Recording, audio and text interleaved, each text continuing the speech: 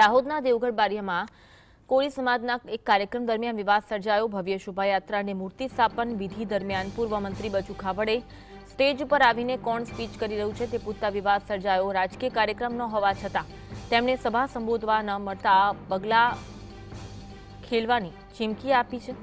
ઘટના દરમિયાન સમાજના આગેવાનો અને ધારાસભ્યના સમર્થકો પણ હાજર રહ્યા, પરંતુ પોલીસે હસ્તક્ષેપ કરી મામલો કાબૂમાં કર્યો।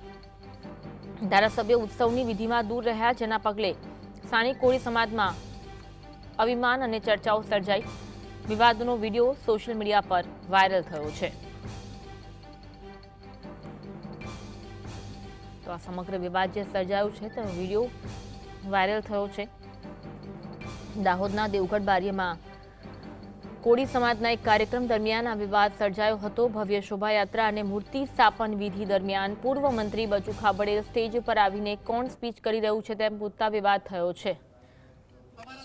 આજ અંગે વધુ વાત કરીશું। સંવાદદાતા રાહુલ અમારી સાથે ફોન લાઈન પર જોડાયા છે। રાહુલ, શોભાયાત્રા અને મૂર્તિ સ્થાપન વિધિ દરમિયાન બચુ ખાબડે સ્ટેજ પર આવીને કોણ સ્પીચ કરી રહ્યું છે પૂછતા વિવાદ સર્જાયો, વિગત જણાવશો વિવાદ અંગે?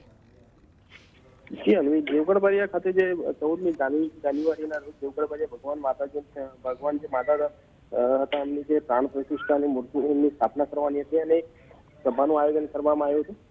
ત્યારે દેવગઢ બારિયા તાલુકામાં મોટી સંખ્યામાં કોળી સમાજના લોકો એકત્રિત થયા હતા અને જે સમાજના લોકો એકત્રિત થયા હતા, જ્યાં સભા ચાલી રહી હતી, સભા ચાલુ થવાની હતી, ત્યાં જ આપણા પૂર્વ મંત્રી જે બચુભાઈ ખાબડ છે ત્યાં પહોંચ્યા હતા અને એમને ત્યાં સ્ટેજ પર જઈને એવું પૂછ્યું હતું કે અહીંયા કોની સ્પીચ રાખવામાં આવેલી છે। અને જે સ્પીચને લઈને પૂછતા ત્યાંના જે આયોજક હતા, જે કોળી સમાજના જે આગેવાનો હતા, એ લોકો એવું કહેવામાં આવ્યું હતું કે અમે અત્યારે અહીંયા રાજકીય કોઈ કાર્યક્રમ રાખવામાં નથી આવ્યો। જે રાજકીય નેતાઓ છે, જે રાજકીય લોકો છે, એમને આ કાર્યક્રમથી અમે દૂર રાખ્યા છે અને હાલમાં જે સમાજનું જે કામ છે એ કામને લઈને અમે લોકો બેઠા છે એવું કહેવામાં આવ્યું હતું। ત્યારે એવું કીધું હતું કે જ્યાં સ્પીચ છે એમાં સ્પીચમાં કોણ કોણ બોલવાનું છે અને કેટલા જણાની સ્પીચ છે એ બાબતે પૂછ્યું હતું। ત્યારે ત્યાં રાજકીય નેતાઓની જે દૂર રાખવામાં આવ્યા હતા, એટલે બચુભાઈ ખાબડનું પણ સ્પીચમાં નામ નહોતું, એટલે પછી તેઓએ કીધું કે મારું નામ તમે લખી દો સ્પીચમાં અને હું સ્પીચ આપીશ એમ।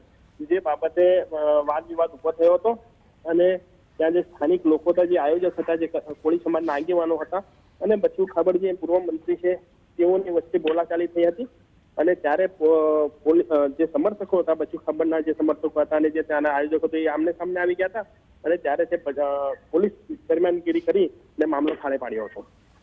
જી આભાર માહિતી આપવા માટે।